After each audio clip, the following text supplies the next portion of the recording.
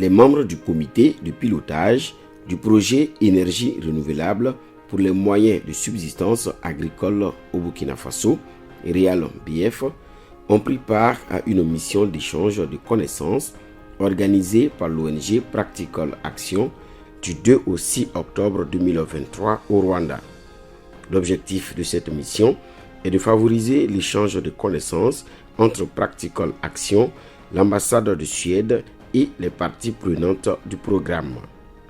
Il s'agit de favoriser une meilleure compréhension du développement participatif du système de marché, démontrer comment l'engagement des acteurs du secteur privé peut assurer la durabilité des investissements dans le domaine de l'énergie et présenter le rôle que l'État joue pour accélérer le développement du marché, notamment celui des énergies renouvelables. Le Rwanda est l'un des pays où ce concept a été appliqué pour apporter des solutions énergétiques modernes aux communautés vulnérables, y compris les réfugiés.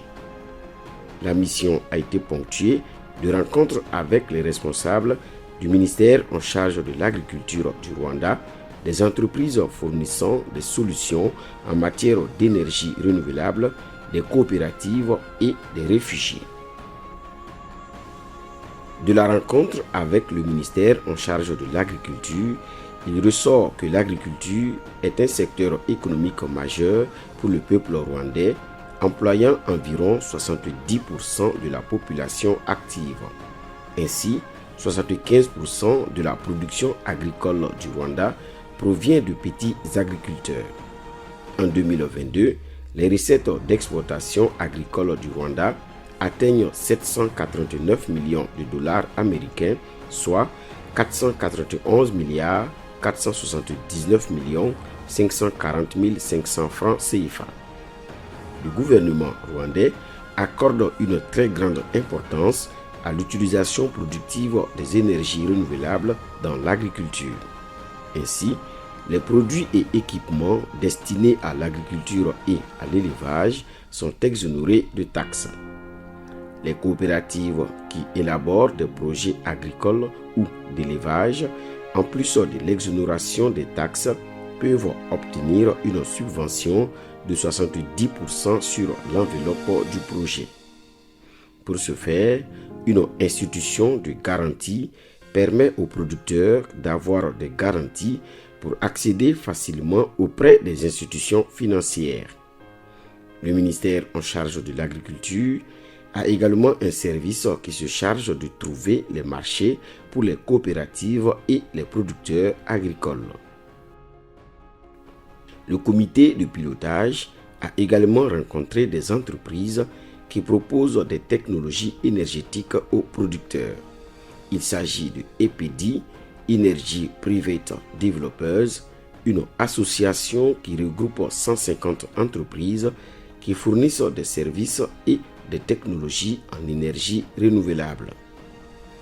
En outre, une visite a été effectuée à l'entreprise Solectra, une société membre de EPD qui a installé des lampadaires solaires dans le camp de réfugiés de Mahama avec le financement de Practical Action. Les membres du comité de pilotage ont visité le centre d'excellence africain pour les systèmes durables de refroidissement et de chaîne du froid ACES. ACES est un centre de recherche, de collecte de données, de formation et de développement technologique du Rwanda. La recherche porte sur l'ensemble de la récolte, de la transformation, du stockage et de la distribution des aliments et explore des solutions et des modèles commerciaux durables adaptés au marché.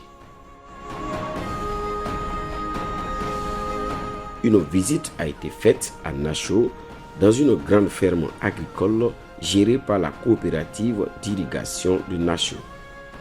Cette ferme a été réalisée en 2017 et officiellement inaugurée en 2020 par le président Paul Kagame. Il comprend des systèmes d'irrigation en pivot desservant 2099 petits agriculteurs, une centrale solaire photovoltaïque et un village modèle autonome de 144 maisons qui utilise l'énergie de la centrale solaire. La ferme s'étend sur 1173 hectares et est irriguée par aspersion par 63 pivots. En 2023, c'est 2004 tonnes de maïs qui ont été récoltées dans cette ferme.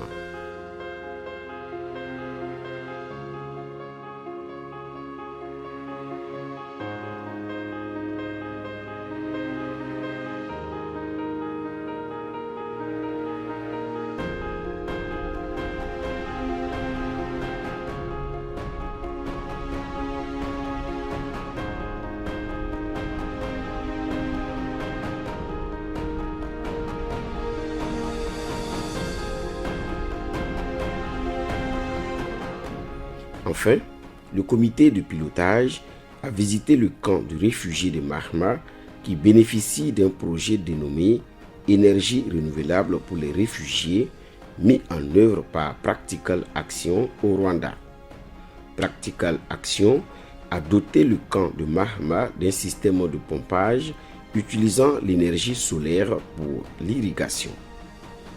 Ainsi, les réfugiés exploitent des parcelles où ils cultivent le chou, la tomate, le piment, l'oignon, etc. Le projet Énergie renouvelable pour les moyens de subsistance agricole au Burkina Faso, mis en œuvre par Practical Action, est financé par la Suède. En somme, l'on retient de cette mission que les coopératives, si elles sont bien organisées, peuvent faire de grandes choses. Un exemple, l'équipe qui a participé au voyage a séjourné dans un grand hôtel construit par une coopérative de producteurs de riz. Les membres de la mission s'expriment.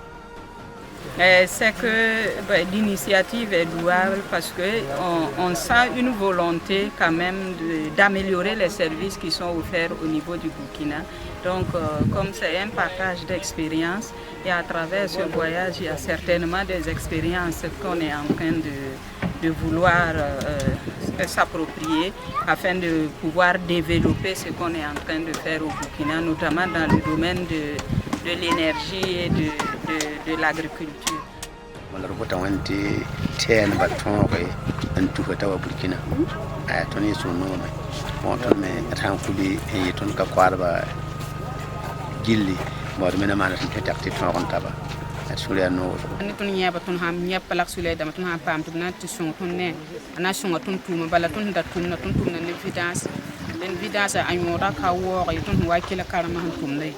Nintun han pam plaksule dama na nyaga tun tuma som wanye bum ne tension tonna ya wa hanna kede bo abun komno obliga cotisation ton hum berisingo ton cotisation ka kere wa bne ngoy den yel kanga ton hinya ton hande bon kuli anati son ton tuma.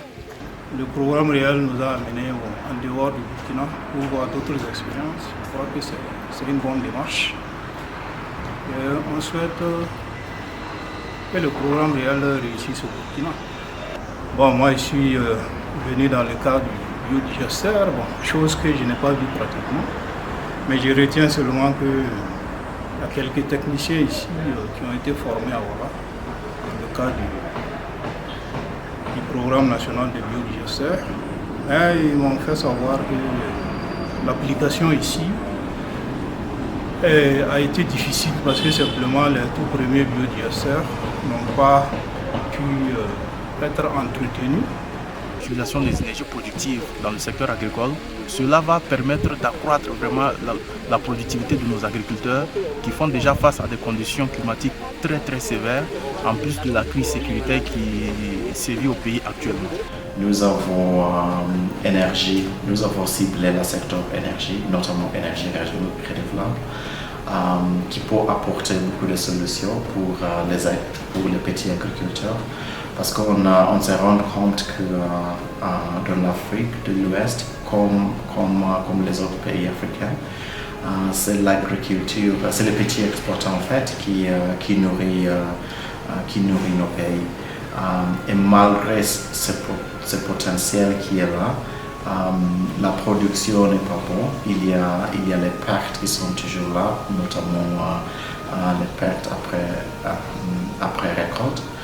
Donc, c'est dans ce cadre-là que nous avons mis en place le programme réel, Renewable Energy for Agricultural Livelihoods, pour l'objectif d'améliorer les revenus pour les petits exploitants en utilisant l'énergie renouvelable. On est vraiment inspiré et je pense que la mission était un succès.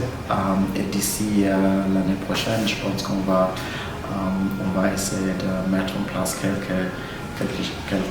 leçons que nous avons tirées ici au Rwanda. Il s'agit maintenant d'aller au niveau national, réfléchir sur quelles sont les options qui sont disponibles. Nous n'aurons peut-être pas à mettre de très grands dispositifs comme celui-là, mais ça donne des idées et je pense qu'au niveau communautaire, on peut faire pas mal de choses avec ce qu'on a appris ici aujourd'hui.